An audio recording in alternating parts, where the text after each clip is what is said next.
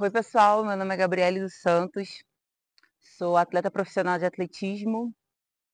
é, Atualmente pentacampeã brasileira, pentacampeã sul-americana e campeã ibero-americana. E recentemente acabei de receber minha convocação para os Jogos Olímpicos de Paris. E eu quero contar para vocês um pouco da minha história, como começou a minha relação com o atletismo, que foi ainda muito, muito, muito pequena.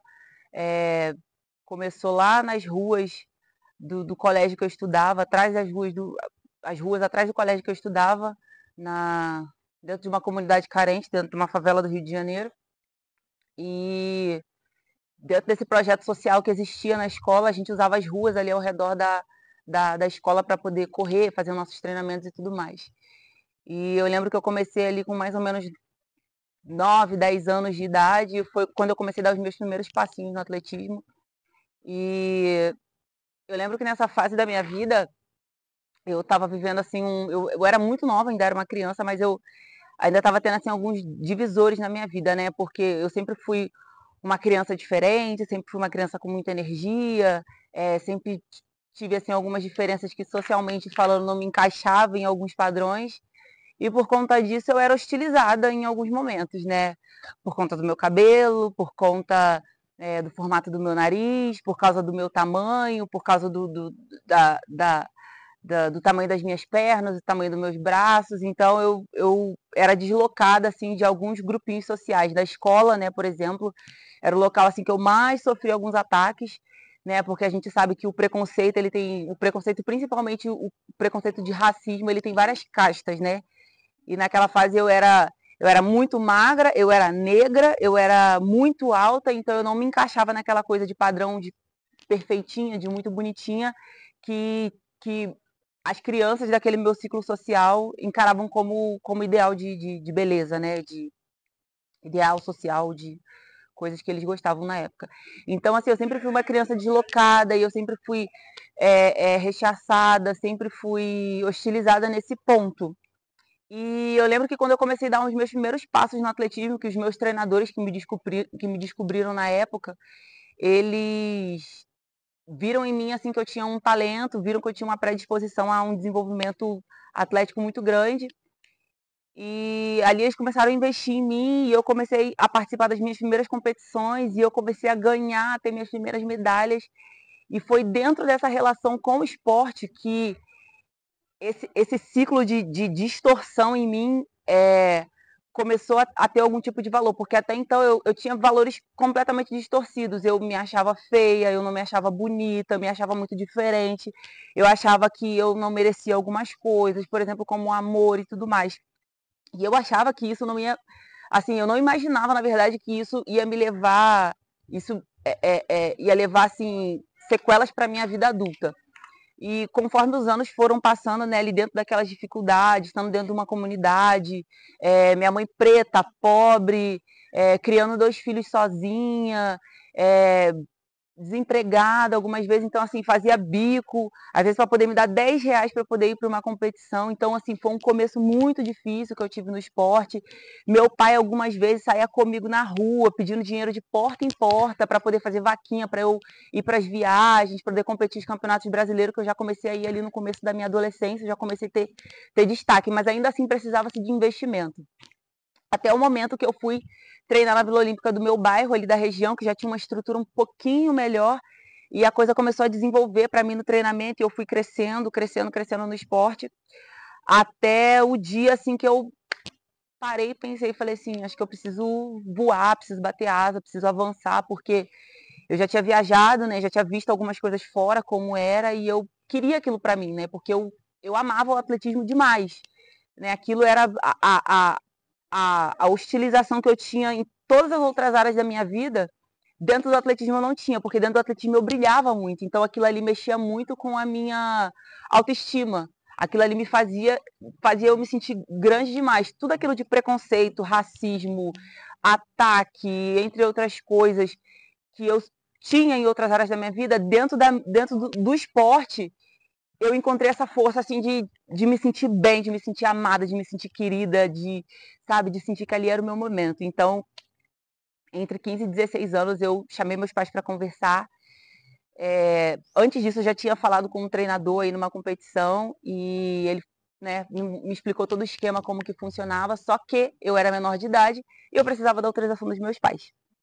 Então, eu conversei com os meus pais. Na verdade, eu fiquei um tempo tentando convencer os meus pais, porque apesar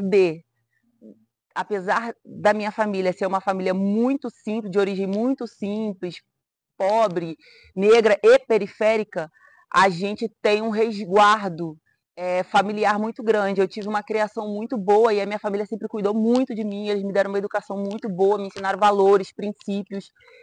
E essa coisa da proteção ainda existia muito. Então, assim, eu era uma mulher negra, uma adolescente negra que queria desbravar o mundo. Então, assim, isso soava perigoso nos ouvidos dos meus pais. Até, assim, que com muita luta, muita persistência, eu consegui convencer o meu pai, né? E consegui conversar com os meus avós, que conseguiram convencer a minha mãe, né? Por conta de coisas futuras, eles falaram para minha mãe: olha, eu sei que dá medo, eu sei que é difícil, ela é sua única filha mulher e tudo mais, mas de repente, se você privar ela agora de viver esse sonho na vida dela, talvez lá no futuro ela tenha consequências dessa privação e isso pode atrapalhar um sonho na vida dela, sabe? Algo que ela possa crescer realmente. E eu não imaginava que aquela permissão dos meus pais ia mudar tanto a minha vida. E dali para frente, eu comecei a enfrentar o atletismo de uma maneira mais profissional. Porque até assim a minha adolescência, até os meus 15 anos, eu tinha o atletismo como uma paixão, mas eu não imaginava ganhar dinheiro com ele. As medalhas eram assim algo que mexiam muito com a minha autoestima, mas eu nunca imaginei ganhar dinheiro com o atletismo, ter recursos ou crescer através do atletismo. E a partir dali eu fui para fora, né, com um treinador numa cidade de Presidente Prudente, professor Dino Sintra, que me recebeu de braços abertos, e o estado de São Paulo também me recebeu de braços abertos. E ali começou a minha jornada mais profissional com o atletismo. E ali eu comecei a crescer, a correr atrás, e seleções, e competições, e medalhas, e campeonatos nacionais, mas ainda assim me faltava muitos recursos financeiros, eu ainda não tinha acesso a algumas coisas, como ainda não tenho até hoje. Mas ali, assim, com poucos passos eu já comecei a galgar algum espaço ali dentro da área do alto rendimento do atletismo. E quando eu cheguei na minha fase, a gente chama de juvenil para adulto, né? Na fase júnior para fase adulta, profissional, eu comecei a ter algumas divergências com lesões e foi bem ali num período que eu estava começando a desenvolver meus resultados para entrar no alto rendimento com muita força e eu fui acometida de muitas lesões. Foi até no período do ano da Olimpíada de 2016, que foi aqui no Brasil. E aquilo mexeu muito comigo, porque eu acreditei muito que eu tinha chance, porque colocaram na minha cabeça que eu tinha potencial de verdade para estar dentro de uma Olimpíada, para brigar. E quando eu não consegui ter força para lutar, né, por conta das lesões, aquilo mexeu bastante comigo. E dali eu entrei num ciclo de lesão muito grande, que duraram aí por volta de 3 anos, 3, 4 anos da minha vida. E essas lesões, assim, me tiraram já o pouco que eu tinha, né, o pouco de recurso que eu tinha, essas lesões já acabaram de me tirar tudo. Que, assim, é uma baixa que acontece na vida de muitos atletas, né? A gente tá bem, a gente tá no alto e de repente acontece alguma coisa, a gente cai o rendimento e se o rendimento cai, você já perde pouco que você tem, equipe, dinheiro, tudo se vai, né? Porque os recursos são atraídos pelos resultados. Se você não consegue treinar para dar resultado por conta de lesão, então você não tem nenhum recurso. E eu lembro que eu tinha me mudado de Presidente Prudente, eu fui morar em Bragança Paulista com esse meu antigo treinador. E ali em Bragança Paulista, vivendo muitas dificuldades, muita dificuldade mesmo. Foi a fase da minha vida que eu mais passei dificuldade, que eu mais tive que, assim, lutar para poder sobreviver no atletismo, né? Eu já estava tipo a ponto de pique de largar tudo e voltar para minha casa. Até que uma amiga que eu tinha, né, que foi morar lá em Bragança Paulista, e depois que ela foi morar em Bragança Paulista, nosso laço se fortaleceu mais e ela vendo ali toda a minha situação, ela se comoveu e eu lembro que sempre falava para ela, eu falava assim, olha, eu tô cansada, eu tô esgotada, eu acho que meu tempo no atletismo já acabou, eu vou voltar para minha casa, eu vou fazer faculdade, eu vou estudar, eu vou correr atrás de emprego, vou, sei lá, trabalhar em mercado, mas atletismo para mim não dá mais, com todo respeito aos outros empregos que são completamente dignos, mas eu queria fazer qualquer coisa da minha vida, menos treinar mais atletismo, porque eu já estava tão acometida pelas lesões e eu estava tão assim num ciclo que não terminava de dor, lesão, falta de dinheiro, que eu não queria mais saber do esporte, porque assim, as decepções que eu estava tendo eram muito grandes. E assim, psicologicamente eu já estava totalmente danificada, eu estava completamente danificada, porque já não estava mais conseguindo, o meu corpo não respondia mais e a cabeça também já não conseguia mais trabalhar da mesma maneira, com a confiança de antes, com o ânimo de antes. Então eu decidi que eu ia parar. E quando eu decidi que eu ia parar, essa minha amiga, ela virou pra mim e naquele momento ela foi uma mãe pra mim. E ela falou pra mim assim, ela falou assim, você não vai parar. Eu não vou deixar você parar. E eu falei assim, eu vou parar sim. Ela falou assim, você não vai parar. Eu não vou deixar você parar. E eu lembro que lágrima em cima de lágrima, eu chorava muito. E teve um dia que eu tava na pista de treinamento, até me emociono falar disso, peço desculpa, mas eu lembro que eu tava um dia na pista e eu tava com muita dor, muita dor. Eu lembro que eu tinha uma lesão no joelho que não sarava, era interminável aquela lesão. E eu lembro que eu tava com muita dor e ela falou assim, eu não vou deixar você parar, você não vou deixar você desistir. Aí eu falei assim, cara, chega desse assunto. Eu não quero mais saber disso. Por que você ainda tá tocando nesse assunto ainda de que tem que insistir em mim e tudo mais? Eu não quero mais ouvir mais nada, eu tô cansada, eu vou voltar pro Rio de Janeiro. E eu vou voltar lá pra casa da minha mãe, vou tocar minha vida. Ela falou assim, você não vai. Aí eu falei assim, por que você ainda tá insistindo nisso? Ela falou assim, porque eu te amo. E eu não vou deixar você desistir. E nesse dia eu lembro que eu chorei muito, assim, eu tava exausta, eu tava extremamente cansada de tudo que eu tava passando naquela fase. E ela falou, ela me ofereceu algumas propostas, ela falou, olha, dá pra gente tentar fazer isso aqui, dá pra gente tentar fazer isso assado. Aí eu falei assim, ah, não sei, né? Vou ficar uns dias na casa da minha mãe, depois eu volto pra buscar minhas coisas e vou ver o que eu faço e tudo mais. E nesse meio tempo, ela com a minha atual treinadora já tinha um pouco conversado um pouco e tudo mais. E depois ela veio e falou pra mim, ó, vai falar com fulana, porque eu já falei, eu já dei um toque, isso e aquilo, não sei o que lá, não sei o que lá, não sei o que lá, tal, tal, tal, tal, tal, tal. Aí eu comecei a pensar em casa, eu falei assim, ah, eu não tenho nada a perder, né? Menos do que eu tenho, ninguém pode me tirar, não tenho nada mais que eu possa perder, então eu vou tentar mais um ano. Se nada der certo, né, já não vai mudar muito o que está acontecendo, mas eu não posso, eu pelo menos não vou dizer que eu não tentei, né, fazer algo diferente para ver se a minha situação mudava. E a treinadora entrou em contato comigo, eu falei com ela, a gente conversou, ela falou, não, vem, aqui a gente vai colocar você num alojamento, a gente vai receber você, tenta, você não pode parar e tudo mais. A minha treinadora foi super sensível na época comigo, porque assim, eu estava outra vez também vivendo um momento de hostilidade na minha vida, porque por conta de eu não estar dando resultado, eu fui alvo de algumas piadas, falavam do meu peso, falavam do meu corpo. Então, assim, o poço que eu tava, só estavam me afundando cada vez mais, né? E ainda assim de fora eu tinha alguns ataques ainda.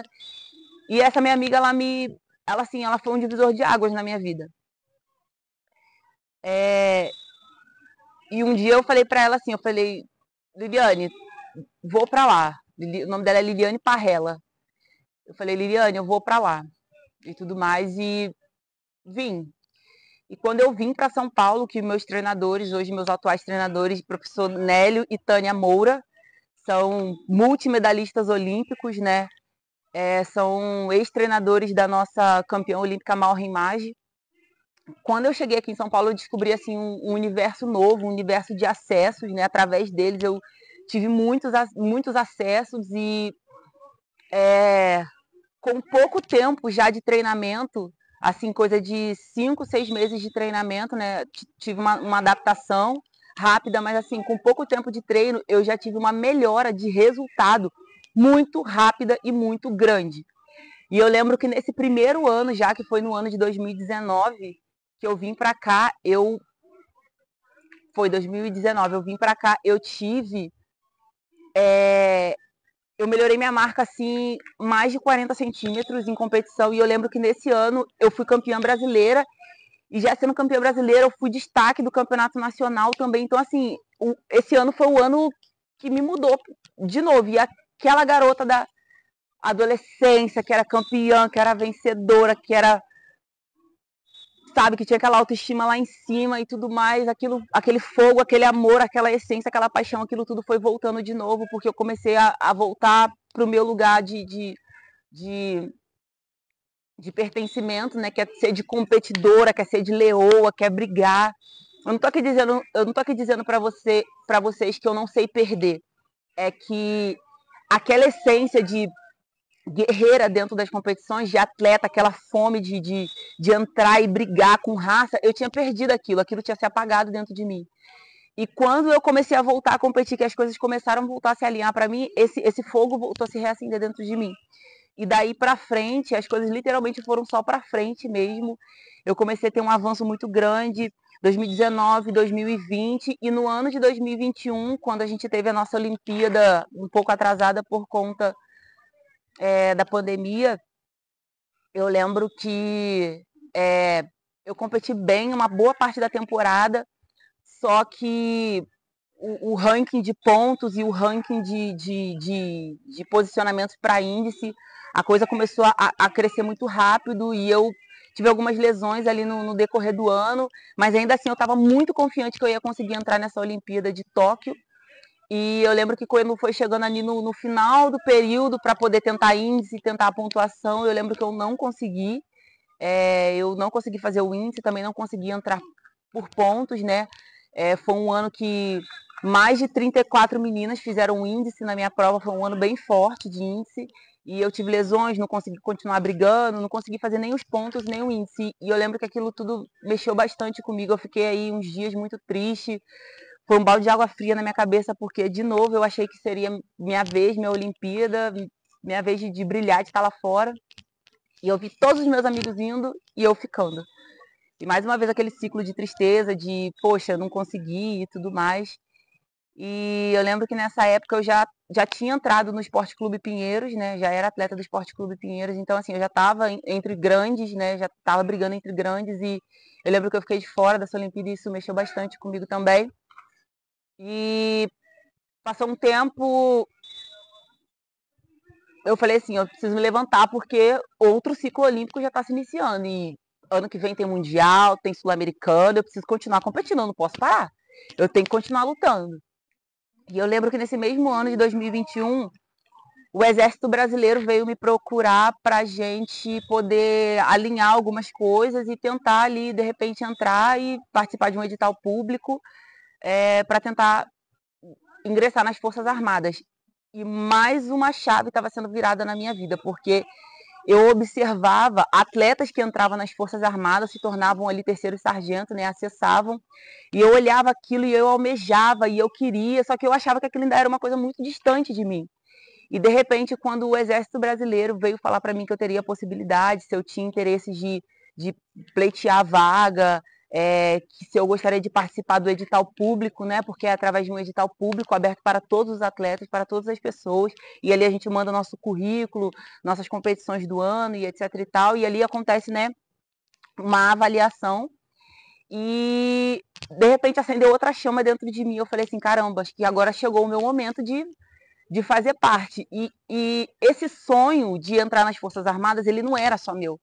Esse sonho ele era da minha família, ele era do meu pai, principalmente, que tentou ser um militar e não conseguiu. Eu tinha outras pessoas que foram militares na minha família. Meu avô que faleceu foi terceiro sargento do Exército Brasileiro também. O meu padrinho também foi militar do Exército Brasileiro. Meu primo foi militar do Exército Brasileiro. E no final de 2021 para 2022, eu estava conseguindo, mais exatamente em março de 2022, eu estava completamente integrada ao Exército Brasileiro como terceiro sargento e ali eu estava sendo a primeira mulher da minha família a ser militar, né? A ingressar às Forças Armadas. Então isso para mim, para minha família foi uma conquista também muito grande. Foi uma razão assim de êxito muito grande. A gente vibra com isso até hoje e é motivo de muita honra na minha casa, porque todas as conquistas que eu tenho, que eu obtive, todas as barreiras que eu venci até hoje, eu não venço elas só por mim, por trás de mim tem muitas coisas, muitas pessoas. Eu represento muitas pessoas, eu represento a minha comunidade, eu represento o povo que nasceu comigo, eu represento o povo do Rio de Janeiro, eu represento as mulheres, eu represento as meninas, eu represento a comunidade preta. Então, assim, a vitória não é só minha, entende? Então, ingressei nas Forças Armadas. E eu lembro que daí pra frente também as coisas começaram a acontecer muito, de uma maneira muito especial para mim. Eu lembro que a partir daí eu comecei a entrar com mais vontade nas competições e eu tive oportunidade ali também de entrar no Mundial que aconteceu no ano de 2022. Foi meu primeiro Mundial de pista coberta, de pista aberta, né? Pista outdoor. E dali para frente as coisas começaram a acontecer para mim. E eu fui entrando no Mundial Outdoor e campeonatos sul-americanos vinha, e medalha de ouro, e campeonato nacional, e de novo campeonato outdoor, e campeonato nacionais, internacionais. Consegui vaga para os Jogos Pan-Americanos do ano passado, e as coisas começaram a acontecer para mim de uma forma muito bacana, até que 2024 chegou. E de novo, vamos começar a briga. Olimpíada, tem chance, tem possibilidade, dá para entrar, dá para brigar. E eu ali com os meus treinadores, a gente tentando ser muito inteligente, fazer tudo com muita estratégia, treinar e tentar corrigir os erros assim de técnica mais precisos. E esse ano na prova do salto triplo, né, que é a minha prova oficial, eu tive que brigar bastante, sabe? Eu tive que me dedicar bastante, eu tive que treinar assim com mais voracidade, eu tive que olhar para essa coisa do sonho olímpico e falar e determinar. Esse ano você é meu, esse ano você não me escapa. E graças a Deus, na semana passada eu recebi a minha convocação olímpica, né? Eu consegui. E quando chegou a notícia para mim de que eu estava realmente dentro, passou um filme na minha cabeça, sabe? Porque a minha jornada até aqui ela foi muito longa. Hoje eu tenho 29 anos, mas eu faço atletismo, né? Eu dei meus primeiros passos no atletismo com 9 anos de idade. E passa um filme na sua cabeça, sabe? A sua família, a minha família sonhou esse momento comigo, a minha família chorou quando eu não consegui as outras oportunidades lá atrás, os meus pais choravam comigo, a minha família estava o tempo inteiro do meu lado. O meu esposo também, nesses últimos 3 anos que a gente está junto, ele tem sido muito aliado para mim também. Então, assim, quando eu digo que eu não estou sozinha, são essas pessoas que estão ao meu redor todos os dias, que estão me cercando, meus treinadores, que estão ali comigo todos os dias na pista, sol a sol. Meu esposo também teve um peso muito grande para mim desses últimos 3 anos, porque ele aguentou meu choro, nos bastidores, né? Ele aguentou meu choro, minhas lágrimas, minhas reclamações, minhas tristezas. Ele me consolava quando ninguém estava perto, porque às vezes a gente engolia o choro na frente de todo mundo, da maioria das pessoas, e quando eu ia para casa, era lá que eu, sabe, que eu era 100% eu, que eu era humana.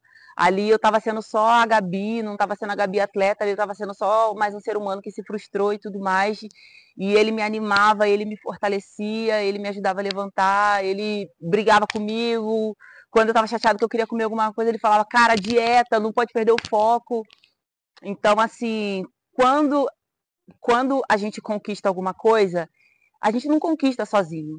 Nenhum ser humano chega sozinho. Sempre tem alguém que ajudou ele nesse caminho.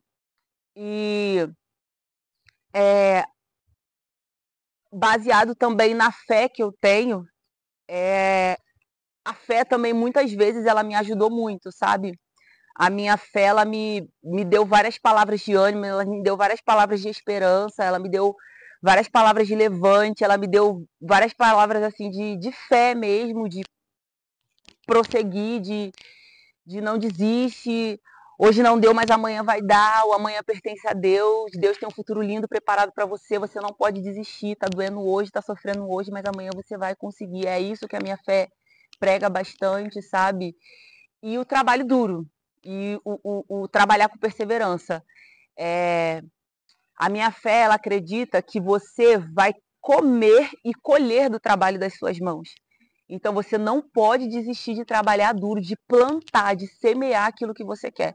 Eu, por quase 20 anos da minha vida, eu semeei o atletismo, semeei treinamento, competição, choro, lágrima, esforço, barreiras e dificuldades e tudo mais, para hoje estar dizendo assim, eu estou convocada para os Jogos Olímpicos de Paris. Então, vale a pena trabalhar, vale a pena você investir no seu sonho. Eu não sei quem está me ouvindo, eu não sei quem está me vendo, mas eu quero falar para você que hoje você não está vendo o resultado das suas plantações, mas essa semente que você está regando, ela vai virar uma árvore. Ela é uma semente, mas ela vai virar uma árvore. Essa árvore vai crescer, ela vai ter folhas, ela vai trocar de folhas, mas um dia ela vai frutificar e você vai colher e você vai comer desse fruto. Então, a mensagem que eu quero passar aqui é para você não desistir daquilo que você tem de objetivo, de sonho da sua vida, de meta, porque não existe caminho fácil para nada. Todo caminho que você precisa traçar para poder conquistar algo, ele tem dificuldades, ele tem barreiras, ele tem empecilhos. Mas quem vai decidir se vai chegar lá ou não, vai ser você. E essa é a minha história, é isso que eu quero dividir com você. E é isso. Obrigado, pessoal.